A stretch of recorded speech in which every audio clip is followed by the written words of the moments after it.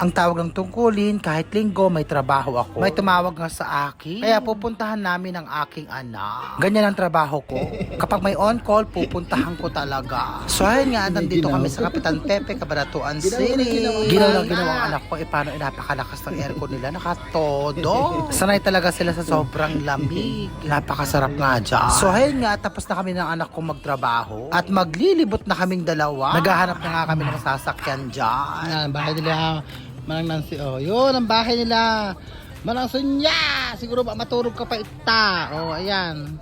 At ayun nga, nakasakay na kami ng tricycle papunta sa aming paroroonan. At nandito na naman kami sa SM ng aking anak. Nahihiya na nga ako sa pasyente ko, paano lagi niya dinadagdagan ng kanyang bayan. Para may panglibot daw kami ng aking anak. O di ba napakabait nila. Para may pangkain daw ang aking anak. So ayun nga, at kumakain na kaming dalawa. Ang anak ko napakahilig sa fried chicken. Pagkatapos niyan, lilimitahan ko na ang pagkain mo, anak ng manok. At medyo lumulusog ka na naman ng konti. Nakakaloka. Abay, pati ako ay lumulusog na rin. Sa bagay, mabilis naman akong pumayat kapag nag-diet talaga. Abay, mahirap na, di ba?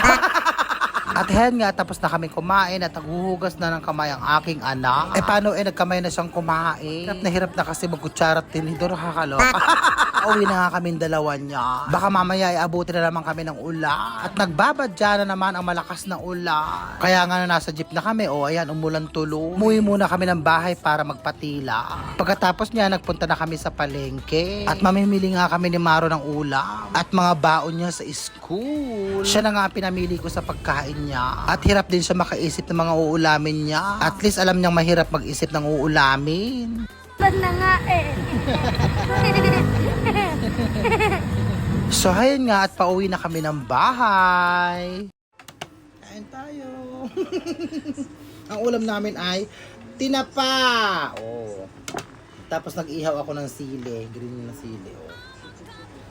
Tapos ang ulam niya, tortang talong. Talong ka, anak.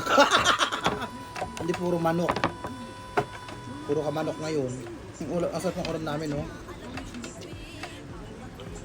At tinapa.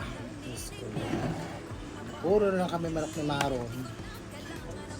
Mga antayon, news diet ta. Lima. Hindi masila. Sasang. Ang hang. Mabay. Maraming salamat po sa lahat ng support sa amin ng anghang. I love you all. Thank you. Tagasang.